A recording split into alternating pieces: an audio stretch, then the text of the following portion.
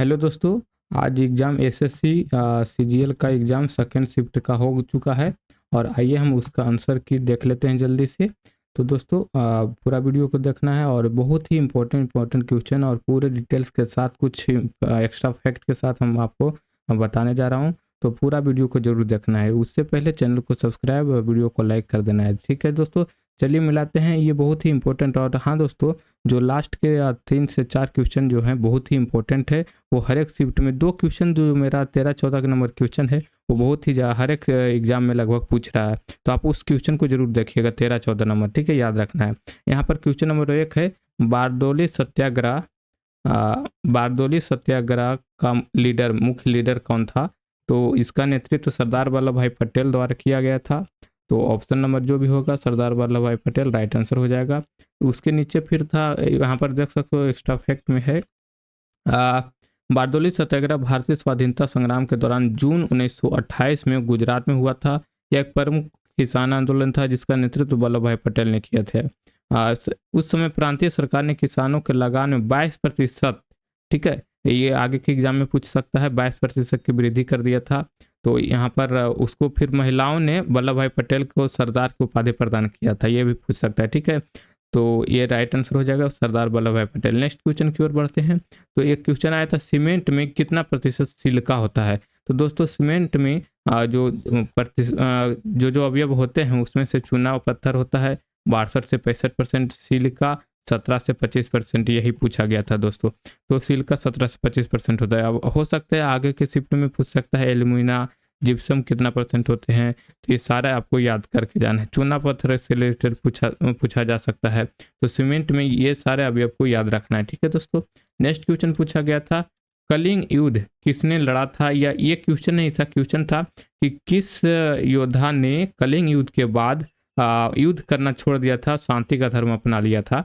तो यहाँ पर मौर्य वंश के शासक अशोका द ग्रेट ने कलिंग युद्ध के बाद अपना मतलब कि अहिंसा का और मार्ग अपना लिया था, बौद्ध धर्म अपना लिया था, ठीक है।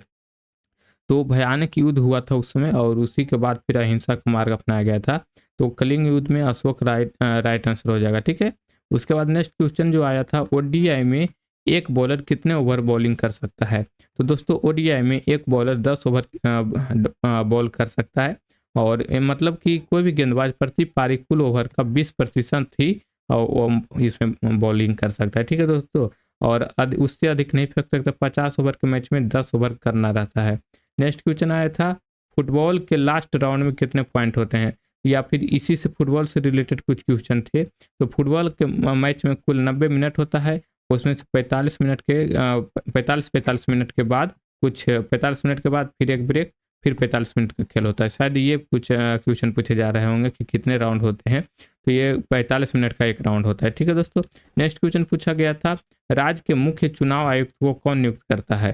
तो राज्य के मुख्य चुनाव आयुक्त और अन्य चुनाव आयुक्तों की नियुक्ति भारत के राष्ट्रपति द्वारा किया जाता है।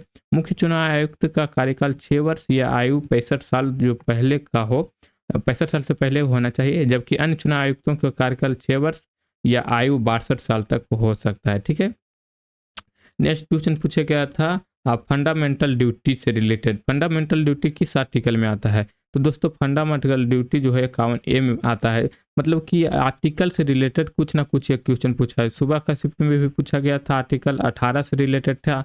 तो 18 के बारे में हम नीचे दिया हुआ है पूरा इसमें एक्स्ट्रा फैक्ट। तो यहाँ पर 51A याद रखना है, फंडामेंटल ड्यूटी दिया गया है, ठीक है। उसमें से भारत संविधान के कुछ तहत मौलिक अधिकार में जैसे समानता का अधिकार अनुच्छेद 14 से 18 दिया गया है। स्वतंत्रता का अधिकार 19 से 22 में दिया गया है। शोषण के विरुद्ध अधिकार 23 से 24 में दिया गया है। स्वतंत्रता या धर्म का अधिकार 25 से 28 में दिया गया है। सांस्कृतिक एवं शैक्षणिक अधिकार का अधिकार 29 से 30 में दिया गया है। और संवैधानिक उपचारों का अधिकार 32 में दिया गया है। दोस्तों यहाँ पर 14 अनुच्छेद नंबर 14 से आगे तक पढ़ा जाए तो यहाँ पर देख सकते हो, सभी को कानून के समक्ष समानता और कानून के समान संरक्षण की गारंटी देता है। अनुच्छेद 14 राष्ट्रपति और सरकार समानता और जनादेश के अपवाद हैं। उसके बाद अनुच्छेद 15 में दिया हुआ है, किसी भी नागरिक के खिलाफ धर्म, नस्ल, जाति, लिंग या उनमें से किसी जन्म स्थान के आधार पर भेदभाव पर रोक लगाता है। उसी प्रकार से 16 में पढ़ सकते हो, सार्वजनिक रोजगार के मामलों में अवसर की समानता प्रदान करना है।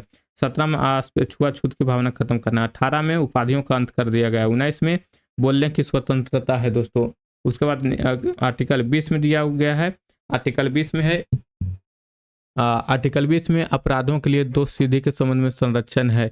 आर्टिकल 21 में प्राण और दैहिक स्वतंत्रता संरक्षण है। उसी प्रकार से आर्टिकल 21 के ए में दिया गया है शिक्षा का अधिकार, और आर्टिकल 22 के में दिया गया है कुछ दशाओं में गिरफ्तारी और निरोध में संरक्षण।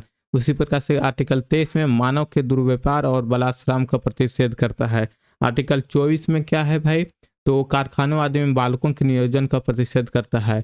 आर्टिकल 25 में अंतःकरण की ओर धर्म और अबाध रूप से मानने, आचरण का और प्रचार करने के लिए स्वतंत्रता है। उसके बाद आर्टिकल 26 धार्मिक कार्यों के संबंध की स्वतंत्रता है दोस्तों। उसके बाद आर्टिकल 27 में दिया गया है किसी विशिष्ट धर्म की अभिवृद्धि के लिए करों के संदाय के बारे में स्वतंत्रता। 28 में कुछ शिक्षा संस्थाओं में धार्मिक शिक्षा या धार्मिक उपासना में उपस्थित होने के बारे में स्वतंत्रता। 29 में अल्पसंख्यक वर्गों के हितों का संरक्षण है।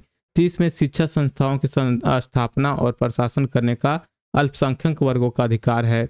उसके बाद 31 के क में दिया गया है संपदाओं आदि के अर्जन के लिए उपबंध करने वाली विधियों की विवृत्ति है, व्यावृत्ति, ठीक है। उसी प्रकार से 31 के ख में कुछ अधिनियम और विनियम का विधि मान्यकरण किया गया है। 31 के ग में कुछ निर्देशक तत्वों को प्रभावित करने वाली विधियों की व्यावृत्ति है। उसी प्रकार से आर्टिकल के 32 अनुच्छेद 32 में क्या दिया गया है भाई, तो इस भाग द्वारा प्रदत्त अधिकारों को प्रवाहित करने के लिए उपचार किए गए हैं। तो ये कुछ आर्टिकल जो थे आगे के शिफ्ट में पूछे जा सकते हैं, वो हमने आपको बताया है। इसी प्रकार से नेक्स्ट क्वेश्चन पूछा गया था, पब्लिक को ऋण कौन देता है, तो पब्लिक को ऋण वाणिज्यिक बैंक द्वारा मिलता है। आरबीआई हम लोग को बैंक ऋण नहीं देता है दोस्तों, आरबीआई बैंक को ऋण देता है और बैंक से हम लोग ऋण लेते हैं। कोई भी प्राइवेट बैंक हो, सरकारी बैंक हो, उससे हम लोग ऋण लेते हैं। आरबीआई से हम लोग ऋण नहीं डायरेक्ट ले सकते हैं। और यहाँ पर रेपो रेट और रिवर्स रेपो रेट क्या है, ये आगे पूछे जा सकते हैं। तो यहाँ पर से एक इकोनॉमिक्स से आपको क्वेश्चन याद रखना है, ठीक है दोस्तों, ये बहुत ही इंपॉर्टेंट क्वेश्चन है। उसके बाद नेक्स्ट क्वेश्चन आया था CWG क्या है, तो CWG यानी कि कॉमनवेल्थ गेम्स है, इसका फुल फॉर्म राष्ट्रमंडल खेल है, ठीक है दोस्तों। ये राष्ट्रमंडल करंट अफेयर से कुछ रिलेटेड एक क्वेश्चन था, और शायद इसमें एशियन गेम्स के बारे में भी पूछा था फर्स्ट शिफ्ट में, तो हमने आपको सारा कुछ बताया है। उसी प्रकार से 1930 में यह पहली बार कनाडा के हैमिल्टन शहर में आयोजन किया गया था। और राष्ट्रमंडल खेल में भारत का कौन सा स्थान रहा, तो 66 पदक के साथ तीसरे स्थान पर रहा।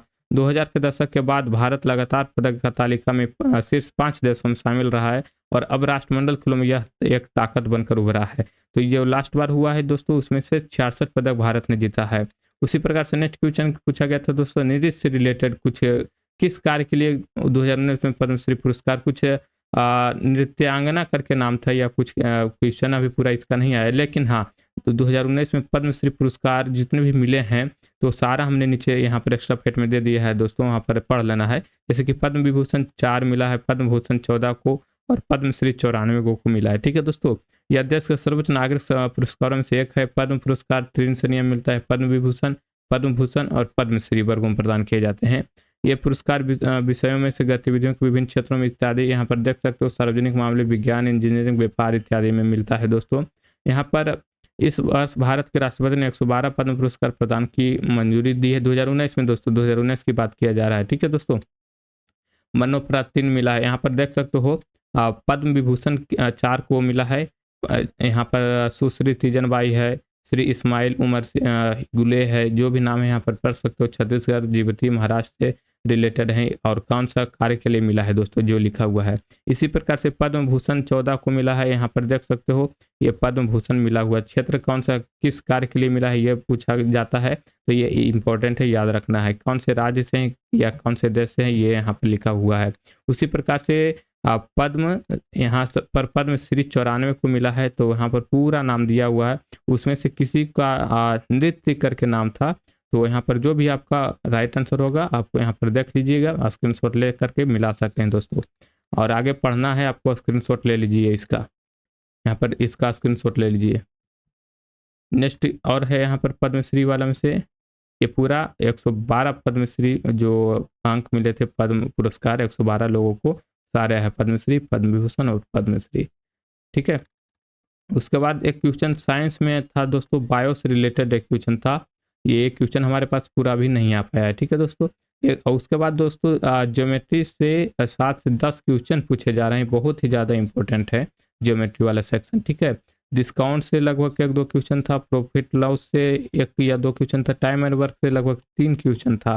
तो ये बहुत ही इंपॉर्टेंट, इसमें जानते हैं पूछ रहा है 1 या 2 दिन के बाद एक काम करता है, कोई आदमी पहला दिन काम करता है तो दूसरा आदमी दूसरा दिन काम कर रहा है, इस तरह से कार्य करने वाला क्वेश्चन पूछ रहा है दोस्तों। और यहाँ पर ज्योमेट्री वाला पढ़ के आपको बहुत जाना है, इसमें से ट्रायंगल से ज़्यादा रिलेटेड के क्वेश्चन पूछ रहा है, ठीक है। तो दोस्तों ये वीडियो आपका बहुत ही इम्पोर्टेंट था और आप उम्मीद करते हैं कि आपका बहुत ही अच्छा एग्ज़ाम आगे जाने वाला है, और अभी अगर देकर आ गए हैं तो आपका बहुत ही ज़्यादा आंसर सही गया होगा। और दोस्तों अभी तक आपने वीडियो को लाइक, शेयर और चैनल को सब्सक्राइब नहीं किया है तो चैनल को सब्सक्राइब कर लेना है। आगे आने वाले एग्जाम के शिफ्टों के लिए जो भी क्वेश्चन आंसर आएंगे, सारे इंपॉर्टेंट क्वेश्चन आपके लिए अपलोड कर किया जाएगा। तो आप उस वीडियो को जरूर देखिएगा दोस्तों, और आपके एग्जाम में बहुत ही फायदा होने वाला है। तो चलिए मिलते हैं नेक्स्ट शिफ्ट के एग्जाम के क्वेश्चनों में।